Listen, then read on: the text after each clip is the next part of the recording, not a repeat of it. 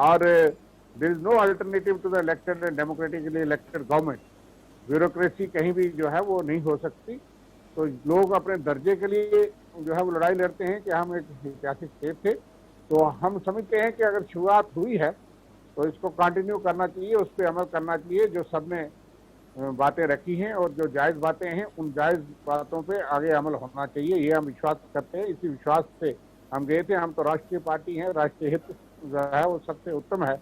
और दूसरा जमहूरी पार्टी है कि जमहूरियत जो है वो देश के कोने कोने में, हर कोने में होनी चाहिए।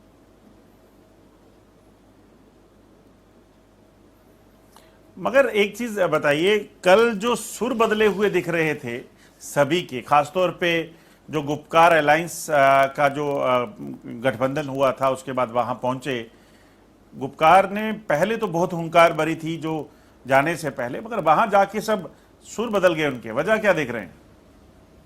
देखिए, मैं समझता हूं कि सबने पॉजिटिवली लिया है। अगर मर्यादाओं में बात की है तो उसको नेगेटिव नहीं देखना चाहिए।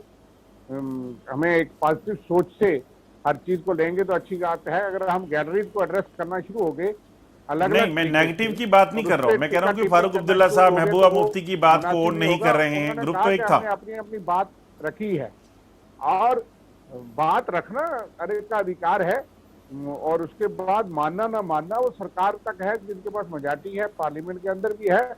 लेकिन जिन्होंने जो बात की है, बात बताया है। अब पूरी प्रोसीडिंग तो हमको नहीं पता किस लहजे में बात हुई, किसने क्या किया, लेकिन अक्सर जिन चीजों की लोगों के बीच में उन्होंने वादे किए हैं वो बात रखना तो उनका अधिकार था। और अगर पॉजिटिव तरीके से उन्होंने बात रखी भी है तो मैं उसमें बड़ी आपत्ति नहीं समझता कि हम इतने इंटॉलरेंट हो जाएं। हमें उन चीजों को डेमोक्रेसी में कुछ हद तक बर्दाश्त करना चाहिए, और किया है। मुझे लगता है मौजूदा सरकार ने भी ये महसूस किया है कि कुछ बातें सुननी भी चाहिए और उसके बाद अमल करना। कहाँ किस हद तक वो मानी जाती हैं, नहीं मानी जाती, तो वो अलग बात है। लेकिन अगर वो वार्तालाप में शामिल हुए और वार्तालाप में शामिल होकर के तो कुछ बातें की हैं, मैं उनका प्रवक्ता तो नहीं, लेकिन यह कि मैं समझता हूँ उसको भी सकारात्मक लेना चाहिए। पेशरफ तभी होगी। भारत है सोफे पर। रविंद्र जी, कांग्रेस की तरफ से क्या क्या पक्ष रखा गया है? कांग्रेस को कोई आश्वासन मिला है कि, या ये कहा गया, कांग्रेस ने उठाया है मुद्दा कि 300 माफ कीजिएगा, रिस्टोरेशन जो स्टेटहुड का है वो पहले हो और फिर इलेक्शन लड़ेंगे, और डिलिमिटेशन जो है वो बाद में हो, क्योंकि डिलिमिटेशन में तो समय लगेगा। देखिए, मुझे नहीं लगता कि वहां किसी ने भी अभी शर्तें रखी हैं, प्री कंडीशन रखी हैं। अपना मन विचार बताया है। पहली बात जो देखिए, हमारे पास तो ब्रीफिंग जो है गुलाम नबी आजाद साहब ने सबको सुनाया कि भाई 5 मुख्य बातें हुई है, जिसके आसपास बातें रही हैं, कहीं उन्होंने और भी बात की होगी। पहली बात कि जम्मू कश्मीर को पूर्ण राज्य का दर्जा जल्द बहाल होना चाहिए, और इस पे जो बाद में जवाब आया है कि हम इसके लिए कमिटेड हैं, अप्रोप्रिएट टाइम पे देंगे। अब वो अप्रोप्रिएट टाइम की परिभाषा और भाषा क्या है, वो उसके लिए भी उन्होंने कहा कि समय अनुकूल है, कोई हालात जो है इस तरह नहीं। ये 70 साल स्टेट रही है और चुनाव भी यहाँ हुए डीडीसी वीडीसी, इसलिए हमारे नजरिए के मुताबिक पहले ही आपने गलत किया कि स्टेट तोड़ा है। अगर तोड़ा भी है, आपने वादा किया है, अब डिले नहीं होना चाहिए। इसलिए हमारा जोर रहेगा कि उसको डिलिमिटेशन के चुनाव के साथ नहीं जोड़ना चाहिए, जल्द अज जल्द फौरी उसको कर लेना चाहिए। हमारा मत था। उसके ऊपर सरकार क्या करती है वो आपने सुन लिया, वो देखेंगे। दूसरी बात थी कि जहाँ डिलिमिटेशन हो रहा है तो पारदर्शिता से हो, सबको ऑन बोर्ड ले, लोगों को सुने, और ताकि एक ट्रांसपेरेंसी और जो नाम लिखे हैं कानून में उसके मुताबिक जो है फॉलो करके अच्छे तरीके से डिलिमिटेशन हो, ताकि लोगों में उसकी रिजेंटमेंट ना हो, और ठीक तरीके से डिलिमिटेशन के बाद चुनाव जितने जल्दी हो सके पॉलिटिकल प्रोसेस करिए और चुनाव करिए। ये बात हम डे 1 से कह रहे हैं और ये बात पॉजिटिव है। अगर कांग्रेस को, रविंद्र जी, कांग्रेस को शक क्या है? डिलिमिटेशन अगर होता है, डिलिमिटेशन, सरकार का रविंद्र जी, ऐलान था, प्रयास करेंगे, सब कुछ करेंगे, पेशरफ ज्यादा नहीं हुई। कांग्रेस को हमारा सकारात्मक सहयोग होगा कांग्रेस पार्टी का, लेकिन आप इसमें और पहल करिए। और इसी के मुताबिक मैं समझता हूँ कि जो बात कही गई है कि जमीन और नौकरी जो है उसको महफूज करने का हर कोई जो है वो चाहता है कि हमारे अधिकारों पे बार वाला जो है वो ज्यादा हावी ना हो जाए। हमें किसी न किसी रूप में जो है वो गारंटी जो है वो लोग चाहते हैं, ताकि उससे यहाँ के नौजवान को, यहाँ के लोगों को जो महाराष्ट्र से लेकर के डोमिसाइल किसी रूप में रहा है, कि उस पर विचार करिए। और बाकी जो लोग 370 के टूटने के बाद कुछ लोग जेल में रहे हैं, जो पॉलिटिकल प्रिजनर जिनको आप सही माने में कहते हैं, जिनके खिलाफ कोई संगीन आरोप है, वो अलग है, वो कानून अपना काम करेगा। मुख्य तौर पर ये बातें हुई हैं, कुछ और भी बातें हुई होंगी, हमारी तरफ से ये बातें हुई हैं और उस पर सरकार ने सुना है और शुरुआत भी कांग्रेस पार्टी ने वहाँ की है।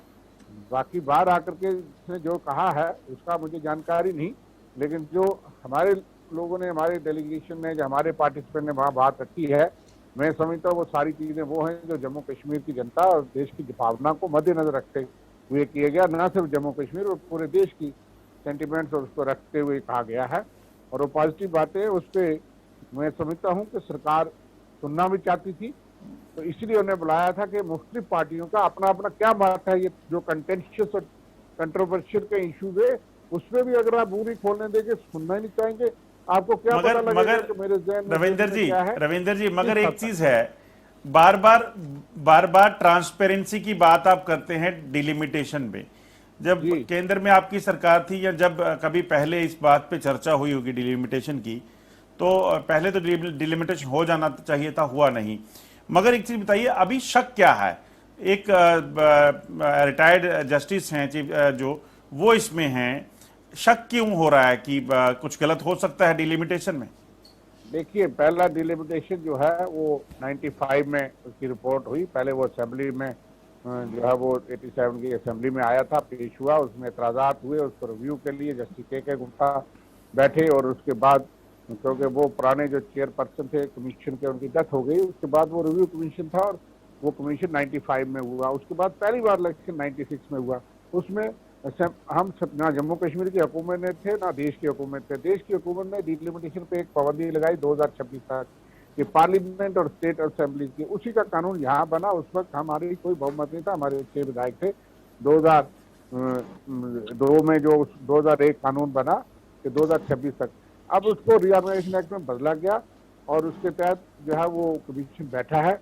हमें वो कोई शक नहीं, शक इसलिए होता है कि अगर आप किसी भी कॉन्स्टिट्यूंसी में जाएंगे तो आप 4 लोगों से पूछेंगे, आप जाइए, वो कहेंगे ये पंचायत फलानी जगह लग रही है, ये बिश्ना के साथ लग रही है, ये बिश्ना का आधा इलाका विजयपुर से लग रहा है और ये रिजर्व हो रही है, ये ओपन हो रही है, ये कह रही है और र्यूमर्स, ये हमें नहीं पता इसके सोर्स क्या है।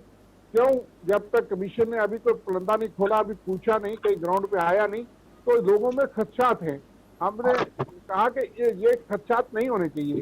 एक रिटायर्ड सुप्रीम कोर्ट की जज है, कमीशन आएगा, लोगों से मिले और उन्होंने मीटिंग में कहा भी है कि सब कोऑपरेशन दीजिए और वो हर एक को पूछेंगे और पूरी ट्रांसपेरेंसी होगी। इसलिए उसका मतलब ये है कि there are rules and regulation, representation of people act में, कानून में लिखा है कि क्या प्रोसीजर, क्या क्राइटेरिया होना चाहिए, तो लोगों को पूछा जाए, जो जायज है क्राइटेरिया और नॉर्म्स के मुताबिक जो बनता है उसको जरूर करें। इसलिए ये कहना गुनाह नहीं है और इतनी बात वो वहाँ कही गई क्योंकि डिलिमिटेशन कमीशन के 5 MLA जो है वो एसोसिएट मेंबर होते हैं, लेकिन उसमें फिर वो डिफरेंट शेड के लोग आए थे, डिफरेंट पॉलिटिकल पार्टी के, कानून में लिखा है।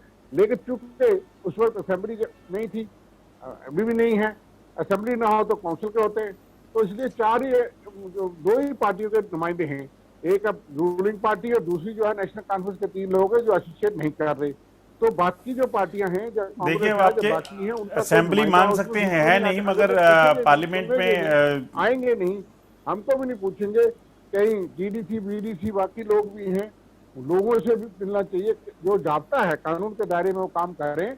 तो इतना ही हमारी मांग है कि बिल्कुल ठीक है, जो इंसाफ करना है, जायज करना करिए, उसमें कौन रुकावट कर सकता है। तो इसलिए पारदर्शिता का मतलब सिर्फ ये है कि ट्रांसपेरेंसी जो है लोगों को नजर आनी चाहिए, कि लोगों को ये ना लगे कि अभी मार्केट में रविंद्र जी श्याम जी से जवाब लेते हैं। श्याम जी, क्या लगता है, ये रविंद्र जी कांग्रेस का सवाल जो बार बार उठता है कि शक होता है, जो डिलिमिटेशन होगी उसमें शक है कि कहीं कुछ जो है कॉन्स्पिरेसी ना हो, इनका मानना है, अगर हो तो ट्रांसपेरेंट होना चाहिए। नेशनल कॉन्फ्रेंस पार्टिसिपेट नहीं करी, सिर्फ बीजेपी के ही मेंबर हैं उसमें। देखिए, जो परम आदरणीय रविंद्र जी ने बात कही है, बिल्कुल सही बात की है और ये हर आदमी को हक है, क्योंकि जम्मू कश्मीर में एक डाउटफुल रहा है और प्रोसीजर और जो सिस्टम यहाँ पे रहे हैं, जो पास्ट प्रैक्टिस रही है, उससे खसूसन तौर पर एक जम्मू में जो जिस एक सोच जो थी और उसमें सदाकत भी है। मैं मानता हूँ, मेरे बहुत ही परम आदरणीय मित्र हैं अरविंदर जी, और हमने एक सहयोगी की तरह काम किया हुआ है। उनका जो कहने का अभिप्राय है वो बिल्कुल ठीक है, लेकिन भारतीय जनता पार्टी और मुझे लगता है कि सरकार की तरफ से अब कोई ऐसी गुंजाइश नहीं होनी चाहिए, और जो रिटायर्ड जस्टिस और उनके साथ जो उनके सहयोगी हैं, एक बड़े ट्रांसपेरेंट मैनर से there is a set parameters, और वो रविंदर जी भी जानते हैं, आप भी जानते हैं, और जो दूसरे पैनलिस्ट हैं उनको भी पता है। लेकिन उनका कहने की जो आशंका है वो पास्ट प्रैक्टिस में ऐसा रहा है, चाहे 95 में हुआ, जहां उससे बिफोर भी हुआ, कहीं एक सीट भी बढ़ी, कहीं और भी बढ़ी, तो वो मुझे लगता है कि कहीं ना कहीं जो दो खिते थे हमारे, लद्दाख और यहाँ, इनके साथ कहीं ना कहीं उस समय में नाइंसाफी हुई है, और कोई बीच में जब सीटें बढ़ाई गई और जो एक सेट फ्रेमवर्क में, एक कॉन्स्टिट्यूशन के प्रोविजन में रूल और रेगुलेशन जो है उनको हमने मैं अब ये बात जरूर कहूंगा कि हो सकता है कि उनको कहीं ना कहीं पॉलिटिकल गेन के लिए इग्नोर किया हो और उस समय की रियासत में और उस समय की सरकार में। लेकिन इस समय जो है ट्रांसपेरेंसी जो है वो बहुत हद तक पहुंच चली है। गूगल पे जाएं, बाकी चीजें जो है, आपकी टेक्नोलॉजी बड़ी एडवांस हो गई है, और मुझे नहीं लगता है कि भारतीय जनता पार्टी की सरकार जो है, माननीय प्रधानमंत्री जी और होम मिनिस्टर जी, जहां बाकी जो लोग हैं और कमीशन भी जो है वो कहीं यहाँ पार्शलिटी करेगा, वो इम्पार्शियल होके इन चीजों को करेंगे। लेकिन कहते हैं कि आग से डरा हुआ हमारे जो जुगनू होता है उससे भी डरते हैं, तो ये अंदेशा हो सकता है जो मेरे परम आदरणीय मित्र ने कहा।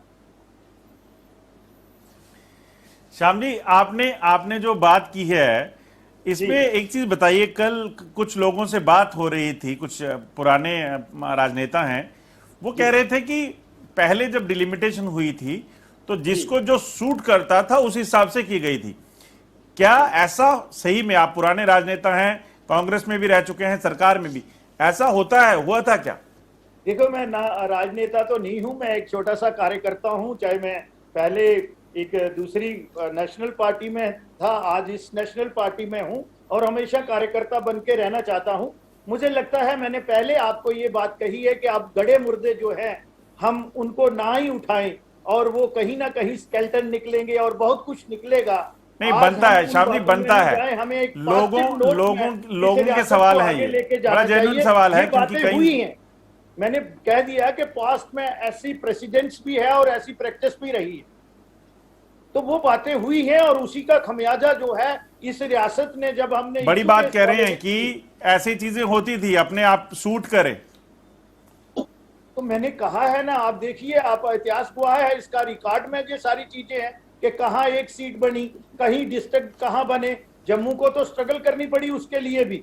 तो ये चीजें इतिहास में है, मैं आज उन बातों में नहीं जाना चाहता हूं।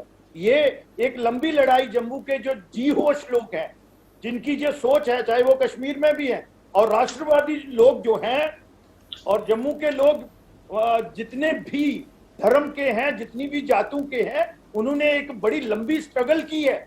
70 साल उनको अपने हक के लिए जो है वो स्ट्रगल करनी पड़ी है।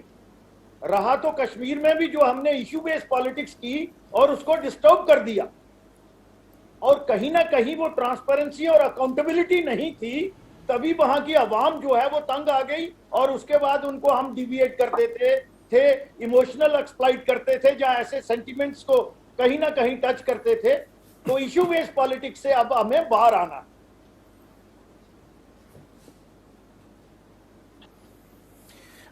श्याम जी, विक्रम मल्होत्रा जो अपनी पार्टी से हैं, जनरल सेक्रेटरी हैं, वो भी हमारे साथ जुड़े हैं। विक्रम जी, स्वागत है आपका। विक्रम जी, कल जो मीटिंग हुई है उसके बाद जो आश्वासन मिला है, क्या लगता है, कुछ पॉजिटिव होने वाला है? एक सवाल, और दूसरा, गुपकार के सुर बदले हुए हैं।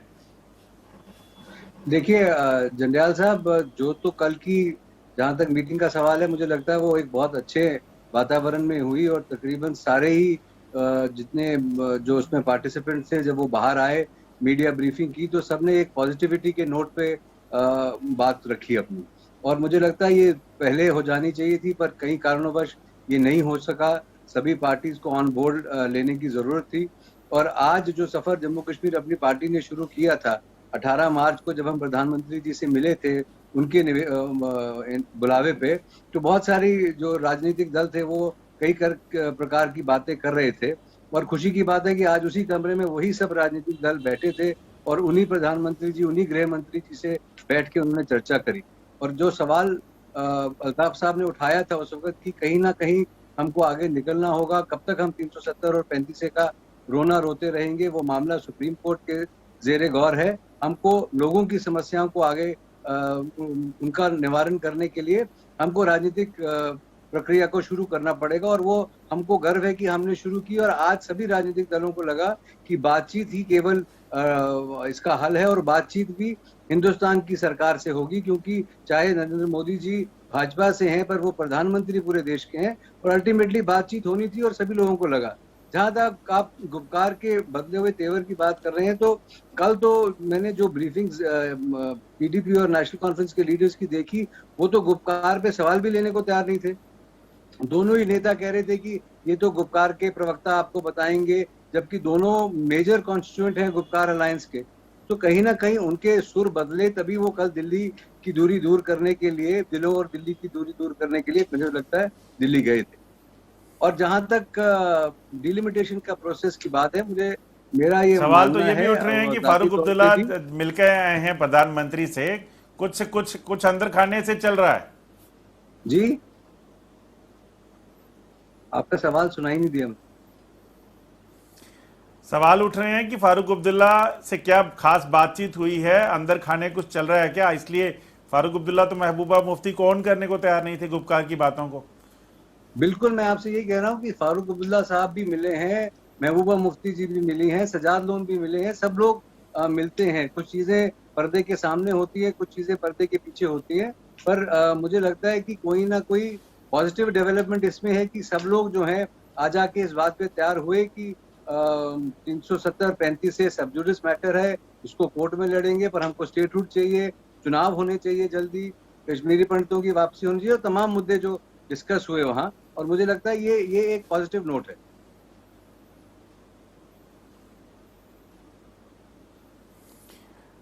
रविंद्र शर्मा जी, कि किस तरीके से देखते हैं फारूक अब्दुल्ला के जो सुर बदले दिख रहे हैं, जैसे विक्रम जी कह रहे हैं कि लग रहा है कि कुछ बातें पर्दे के सामने और कुछ पर्दे के पीछे होती हैं।